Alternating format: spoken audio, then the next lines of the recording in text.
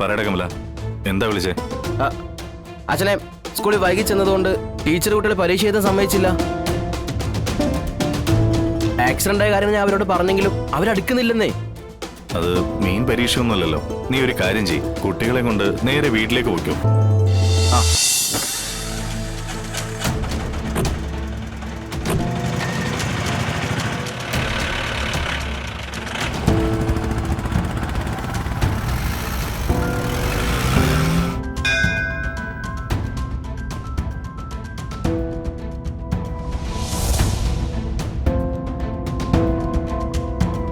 കണ്ടോ, നമുക്ക് വേണ്ടിയുള്ള പണവും സുരുക്കൂട്ടി വെച്ചുകൊണ്ടുള്ള ആ കാണിക്കവഞ്ചിയുടെ ഇരിപ്പ് കണ്ടോ?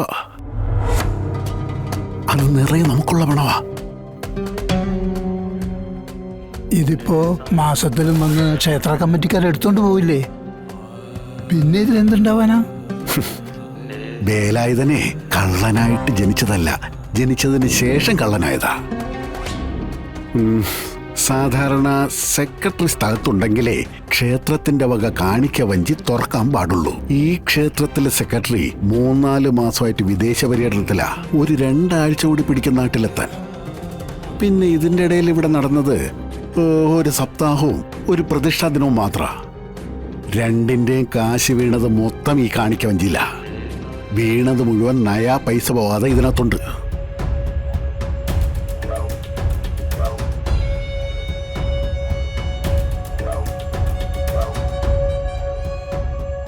അല്ല, പിന്നെ ഇതെങ്ങനെയാ പ്ലാൻ ചെയ്യുന്നേ? ആരെങ്കിലും കണ്ടോണ്ട് വന്നാ നമ്മൾ രണ്ടും അകത്താവും. ആ ഓർമ്മ എപ്പോഴും വേണം. അതിനു വേണ്ടിയാണ് ഈ സൈറ്റ് സന്ദർശനം.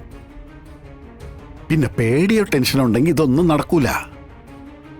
മോളുടെ ഓപ്പറേഷന് കാശൊപ്പിക്കണോ?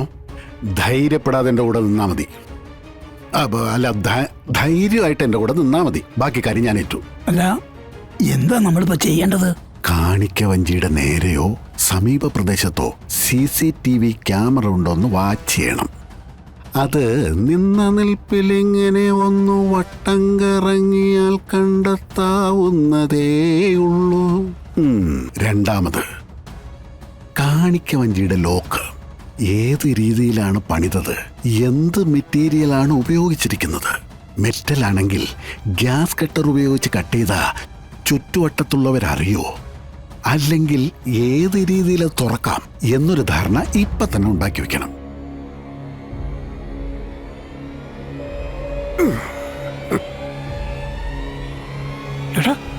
ഈ ഫോൺ എവിടെ ഒപ്പിച്ചു? കള്ളന് കഞ്ഞി വെച്ചവന്റെ അടുത്താണോ ബുദ്ധിക്ക് പഞ്ഞം? ഇതിനു വേണ്ടി ഒരുത്തൻ്റെ അടിച്ചു മാറ്റിയതാ. അന്വേഷണം മുറുകുമ്പോ ഇത് നമ്മൾ പോലീസുകാരുടെ മുന്നിലേക്ക് ഇട്ട് കൊടുക്കത്തില്ലേ? പട്ടിക്ക് മുന്നിലേക്ക് എല്ലും കഷ്ണം ഇട്ട് കൊടുക്കുന്ന പോലെ. പിന്നെ പോലീസ് ആ എല്ലും കഷ്ണത്തിന് പിന്നാലെ പോയിക്കോളും. വേലായുധ, നീ കള്ളന്മാർക്കൊരു മാർഗദർശിയും വഴി കാട്ടിയോ? ഇനി എന്തൊക്കെ കാണാൻ കിടക്കണ്. ഇനി ഇപ്പൊ ഈ ക്ഷേത്രത്തില് നൈറ്റ് വാച്ച്മാൻ ഉണ്ടോ എന്ന് അറിയണം. ഉണ്ടെങ്കിൽ അവൻ എവിടെയാണ് കിടക്കുന്നത്, എത്ര മണിക്കാണ് ഉറങ്ങുന്നത്, ക്ഷേത്രത്തിന് പുറത്ത് ഫുൾ ടൈം ലൈറ്റ് ഇടുവോ, ക്ഷേത്രത്തിലേക്കുള്ള പ്രധാന കണക്ഷന്റെ ഭാഗത്ത് ഫ്യൂസ് ഉണ്ടോ, ഉണ്ടെങ്കിൽ അതിന്റെ സ്ഥാനം. ഇതെല്ലാം ഇന്നത്തെ സൈറ്റ് സന്ദർശനത്തിൽ വ്യക്തമായി അറിയേണ്ട കാര്യങ്ങളാ. പിന്നൊന്ന്, നമ്മൾ മോട്ടിക്കുന്ന സമയത്ത് കഷ്ടകാലത്തിന് ആൾക്കൂട്ടം കൂടി നമ്മൾ ലോക്കായാൽ ഓടി രക്ഷപ്പെടാനുള്ള 4 വഴികൾ കണ്ടുവച്ചിരിക്കണം. പിന്നെ ഭഗവാൻ നമ്മുടെ കൂടെ ഉണ്ടെങ്കിൽ ആര് വന്നാലും ഈ പണം നമ്മൾ കൊണ്ടുപോയിരിക്കും. ഭഗവാൻ കൂടെ ഉണ്ടാവോ? അതറിയണമെങ്കിൽ ഭഗവാനോട് തന്നെ ചോദിക്കണം. ചെന്ന് ചോദിക്ക. എന്ത്? അയ്യോ, ഭഗവാന്റെ പണം എടുത്തോട്ടെ എന്ന് ചെന്ന് ചോദിക്കണോ? ഒന്ന് ചെന്ന് പ്രാർത്ഥിച്ചിട്ട് വാടോ. മോളുടെ കാര്യവും പറഞ്ഞു. സെന്റിമെന്റ്സിൽ വീഴാത്ത ഒരു ഈശ്വരന്മാരും ഇല്ല. ചെല്ലടോ, ധൈര്യമായിട്ട് ചെല്ല്. നന്നായി വാ.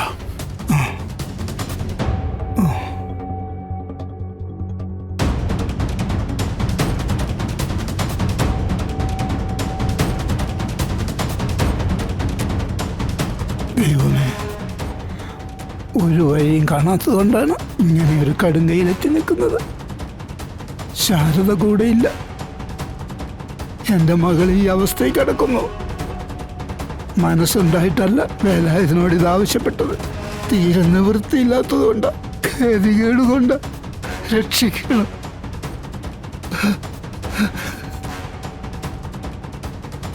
ഭഗവാനെ,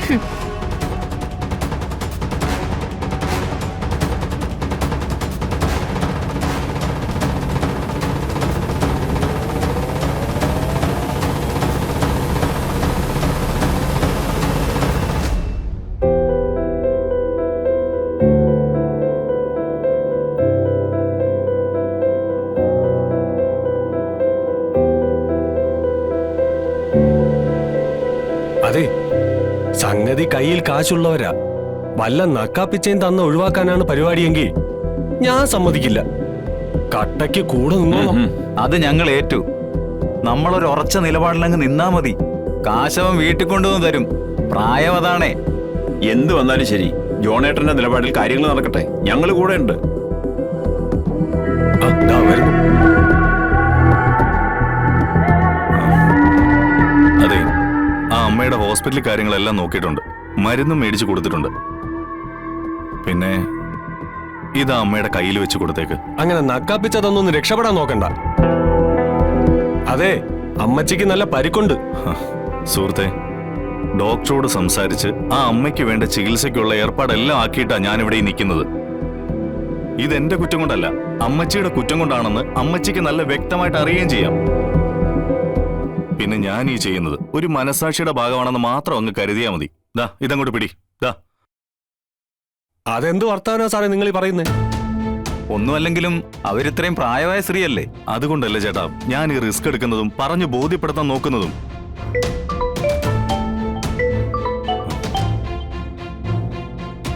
ഒരു മിനിറ്റ്. പറയട കമല, എന്താ വിളിച്ചേ?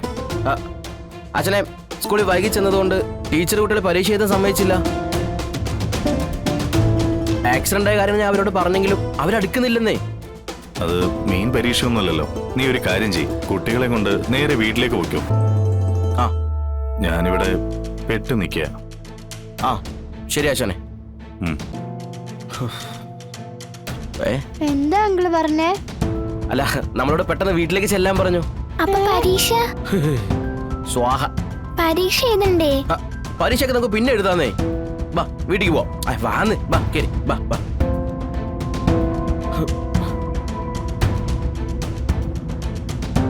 ഒന്നും പറഞ്ഞില്ലല്ലോ. ഞാൻ എന്റെ കാര്യം പറഞ്ഞു. ഇനി നിങ്ങളാ നിങ്ങളുടെ കാര്യം പറയേണ്ടത്. ആ അമ്മ രാവണൻകോട്ട രതീഷിന്റെ മുത്തശ്ശിയാ.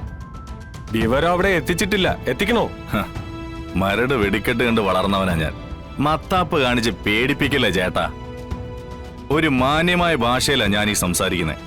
പിന്നെ ഞാൻ അടങ്ങി നിൽക്കുന്നത് ഇതൊരു ഹോസ്പിറ്റൽ ആയതുകൊണ്ട് മാത്രമാ. അല്ലെങ്കിൽ നീ എന്ത് ചെയ്യൂടാ?